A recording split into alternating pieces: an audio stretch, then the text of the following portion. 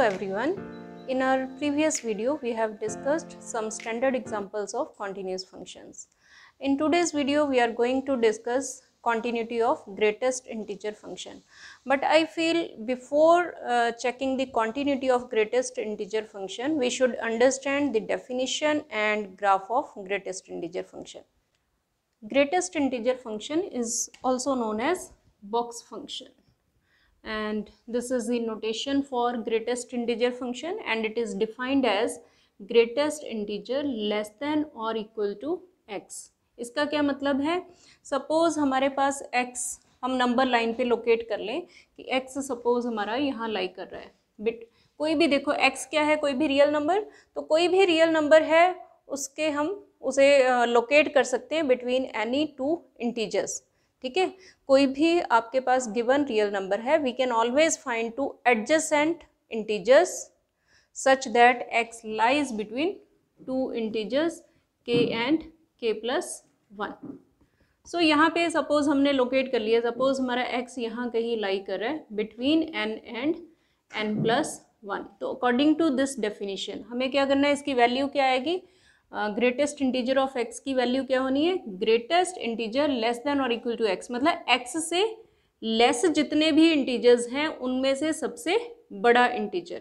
तो x से less अगर आप देखो कौन से इंटीजर्स हैं, n, फिर n-1 आएगा, n-2 एंड सो ऑन, और उनमें से सबसे बड़ा इंटीजर कौन सा है, n. इट मीन्स तो इस केस में ग्रेटेस्ट इंटीजर ऑफ x की वैल्यू क्या आ जाएगी, n. ठीक है, फॉर एग्जाम्पल सपोज मैंने x की वैल्यू 2.4 ले ली, तो 2.4 को आप नंबर लाइन पे लोकेट करो, कहाँ पे आएगा ये, it is somewhat here, it is 2.4 suppose. ठीक है, तो 2.4 की अगर आप बॉक्स फंक्शन के अंडर वैल्यू देखें तो क्या आनी चाहिए, इससे छोटे जितने भी इंटीजर्स हैं उनमें सबसे बड़ा इंटीजर दैट इज़ 2. आप देख सकते हो इससे छोटे जो भी इंटीजर्स हैं उनमें सबसे बड़ा इंटीजर कौन सा है, 2, तो इसकी वैल्यू क्या आ जाएगी, 2. ऐसे ही अगर x मेरा -4 है तो x यहाँ हो गया. अब इससे छोटे, और यहाँ पे इक्वलिटी भी है हमारे पास, ठीक है, छोटे या फिर इसके इक्वल, तो इधर इसकी लेफ्ट हैंड साइड पे आप देखोगे तो जितने भी इंटीजर्स हैं उनमें से सबसे बड़ी वैल्यू किसकी है, -4 की, तो इसकी वैल्यू क्या आ जाएगी, -4. तो इसमें एक चीज़ तो ये है कि अगर x अपने आप में ही इंटीजर है फिर तो उसकी वैल्यू बॉक्स फंक्शन की एज इट इज़ रह जाएगी. मतलब हमारे पास क्या है, if x is integer, in that case greatest integer of x is equal to itself. ठीक है, और अदरवाइज अगर x कोई इंटीजर नहीं है तो वो किसी ना किसी दो एडजेसेंट इंटीजर्स के बिटवीन लाई करेगा, तो आप उसे नंबर लाइन पे लोकेट कर सकते हो. और अदरवाइज भी आप जस्ट मतलब देखोगे कि उसकी जस्ट लेफ्ट साइड पे कौन सा इंटीजर है वो इसकी वैल्यू आएगी. जैसे अब -5.3 है तो इसकी जस्ट लेफ्ट साइड पे कौन सा इंटीजर है, दैट इज़ -6, क्योंकि -5.3 वो लगभग यहाँ कहीं होगा. ठीक है, तो इसके जस्ट लेफ्ट पे हमारे पास -6 है तो इसकी वैल्यू आ जाएगी -6. तो ऐसे ही x जितना बड़ा मर्जी इंटीजर ले लो, सपोज 115 मैंने ले लिया तो इसकी वैल्यू क्या आ जाएगी, 115. सो x अगर अपने आप में इंटीजर है, अगर x खुद इंटीजर है तो उसकी बॉक्स फंक्शन के under value as it is रह जाएगी, मतलब greatest integer of x is equal to x if x is integer. अगर x इंटीजर नहीं है तो उसकी वैल्यू क्या आनी है, integer which is just left on the left side to x. Clear. And now अगर हम इसका ग्राफ ड्रॉ करने की कोशिश करें तो मैं 0 से स्टार्ट कर रही हूँ. पहला केस मैं ले रही हूँ, अगर x लाई करता है बिटवीन 0 एंड 1, तो आप देखो अब अगर x 0 एंड 1 के बीच लाई करता है, यानी कि x की पोजीशन कहाँ है, 0 एंड 1 के बीच, तो उसके जस्ट लेफ्ट पे कौन सा इंटीजर है, 0. इट मीन्स जब तक x 1 से छोटा है और 0 से इक्वल है या बड़ा है, तो in all for all these values of x greatest integer of x की वैल्यू क्या आ जाएगी, 0, क्योंकि उसके जस्ट लेफ्ट पे कौन सा इंटीजर है 0। इट मीन्स 0 से लेके 1 तक ग्राफ क्या आएगा हमारा, ये आ जाएगा, क्योंकि एफ ऑफ एक्स की वैल्यू हमेशा 0 है। और फिर उसके बाद अगर x लाई करता है बिटवीन 1 एंड 2, 1 एंड 2 मतलब 1 से बड़ा है 2 से छोटा है, तो उससे जस्ट लेफ्ट वाला इंटीजर कौन सा है 1। इट मीन्स जब x 1 और 2 के बीच में है तो इसके बॉक्स फंक्शन की वैल्यू क्या आ गई, सॉरी 1। तो हमारे पास ग्राफ क्या हो जाएगा, from 1 to just less than 2, इसकी ग्राफ की वैल्यू आएगी 1। Suppose it is 1 2 3 4 5 and so on. ठीक है, सो 1 एंड 2 के बीच में ग्राफ की वैल्यू हमारे पास हो जाएगी 1। Similarly when x lies between 1 and when x lies between 2 and 3, then value of box function of x that is 2। ठीक है, इस केस में अब 2 हो जाएगा, क्योंकि x जो है 2 एंड 3 के बीच में अगर लाई करता है तो जस्ट लेफ्ट पे अगर आप देखोगे तो कौन सा इंटीजर है 2। तो इस केस में हमारे पास 2 से लेके जस्ट 3 से पहले हमारे पास value of F of X क्या रहेगी 2। तो यहाँ पे ग्राफ हमारा ये हो जाएगा। ठीक है, और सिमिलरली आप फिर जब x को कंसिडर करोगे बिटवीन 3 एंड 4 तब फंक्शन की वैल्यू 3 हो जाएगी, तो हमारा ग्राफ ये हो जाएगा। सो इन दिस वे आप आगे ग्राफ ड्रॉ कर सकते हो।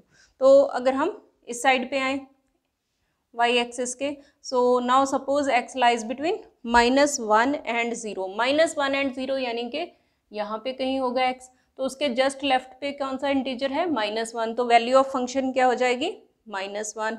And similarly when x lies between -2 and 1, then value of box function will be -2।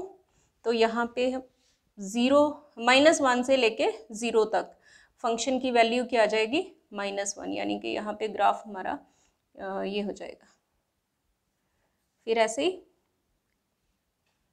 -1 से लेके -2 तक ग्राफ का फंक्शन हमारे फंक्शन का ग्राफ हमारे पास ये हो जाएगा। सो इन दिस वे आप आगे ड्रॉ कर सकते हो। Suppose it is -1 -2 -3 and so on. ठीक है, अब ये तो हो गया definition and graph of box function. अब इसकी कॉन्टिन्यूटी डिस्कस करने से पहले अब ग्राफ को ध्यान से देखो। तो ग्राफ में मैंने आपको पहले भी बताया था, ग्राफिकली अगर हम देखें तो कॉन्टिन्यूटी क्या है, कौन सा फंक्शन कॉन्टिन्यूस होता है, जिसका ग्राफ कॉन्टिन्यूस है, मतलब आप बिना पेन उठाए ग्राफ ड्रॉ कर सको। अब आप देखो इसके ग्राफ को क्या हम बिना पेन उठाए ड्रॉ कर सकते हैं, नहीं। यहाँ से लेके यहाँ तक ड्रॉ करेंगे फिर पेन उठाना पड़ेगा, फिर यहाँ तक ड्रॉ करेंगे फिर पेन उठाना पड़ेगा, और जहाँ जहाँ जाके हमें पेन उठाना पड़ रहा है वो पॉइंट जो है वो क्या है, point of discontinuity.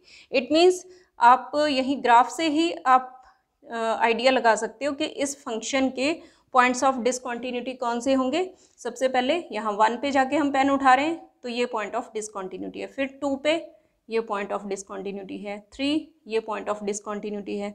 In the same way इधर 0 पॉइंट ऑफ डिसकॉन्टिन्यूटी है, देन -1 पॉइंट ऑफ डिसकॉन्टिन्यूटी है। इट मीन्स इसे अगर आप जनरलाइज करो, आप देखोगे हर एक इंटीजर पे फंक्शन की डिसकॉन्टिन्यूटी आ रही है। इट मीन्स जब भी x की वैल्यू इंटीजर होगी तो वो पॉइंट ऑफ डिसकॉन्टिन्यूटी होगा। हाँ जी, अब हम डिस्कस करेंगे ग्रेटेस्ट इंटीजर फंक्शन की कॉन्टिन्यूटी। जैसे हमने अभी ग्राफ में देखा कि डिसकॉन्टिन्यूटी कौन से पॉइंट्स पे हो सकती है, at all the integral points, मतलब जब x की वैल्यू इंटीजर होगी। तो उसी हिसाब से हम 2 केस डिस्कस करेंगे। सो जो ग्रेटेस्ट इंटीजर फंक्शन है उसकी डोमेन क्या है, set of all the real numbers, because it is defined for every real value of x। तो हमें f की कॉन्टिन्यूटी चेक करनी है at all the points of domain. So let c is any point from domain that is from R। ठीक है, case 1, if c belongs to z, okay, where z is set of integers।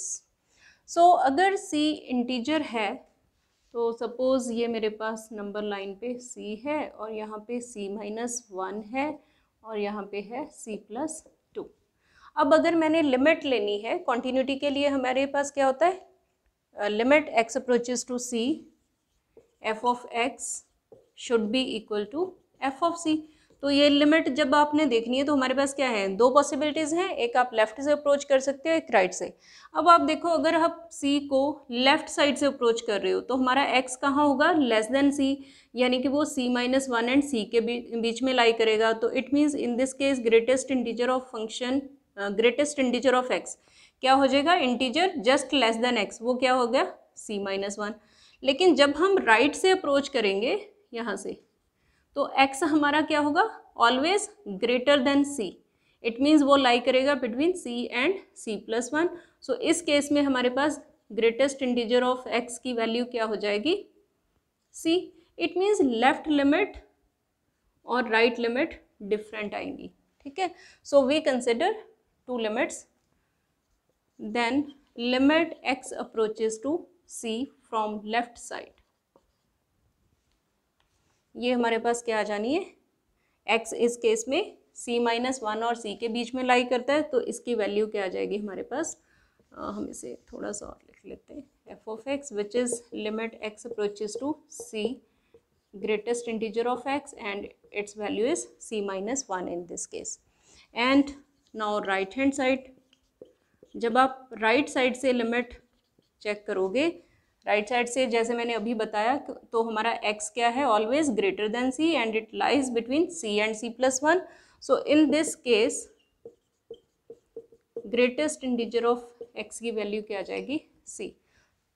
Therefore in this case left limit of f at c is not equal to a right limit of f at c.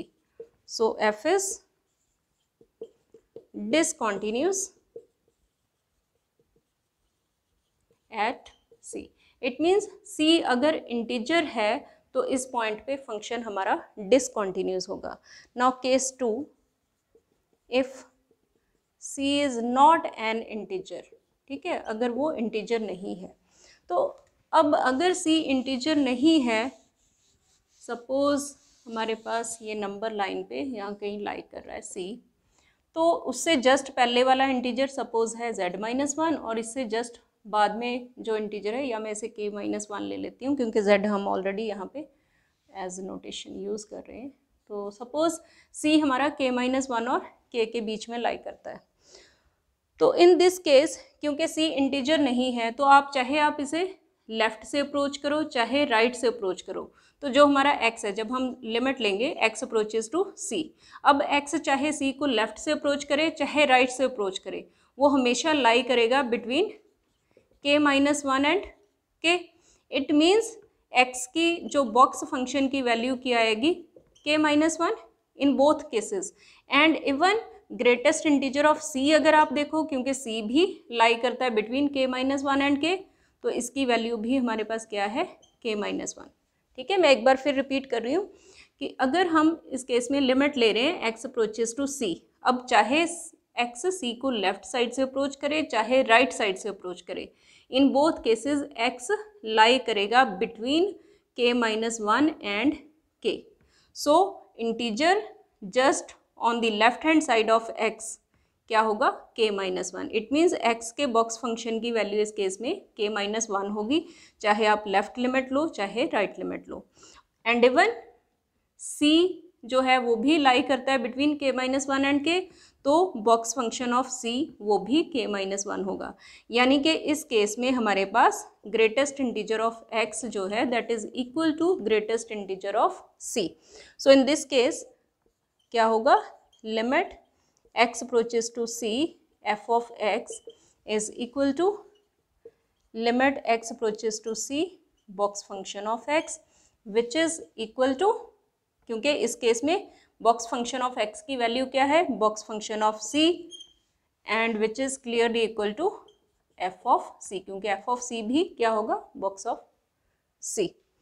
So in this case limit of f at c is equal to value of f at c, therefore f is continuous at C. तो इसका मतलब क्या आ गया, greatest integer function जो होता है वो सिर्फ इंटीजर पॉइंट्स जो होते हैं, इंटेग्रल पॉइंट्स जो होते हैं, सिर्फ उन पे डिसकॉन्टिन्यूस होता है, बाकी हर एक रियल नंबर पे वो कॉन्टिन्यूस है। I hope you must have understood the definition, graph and continuity of greatest integer function. So thanks for watching.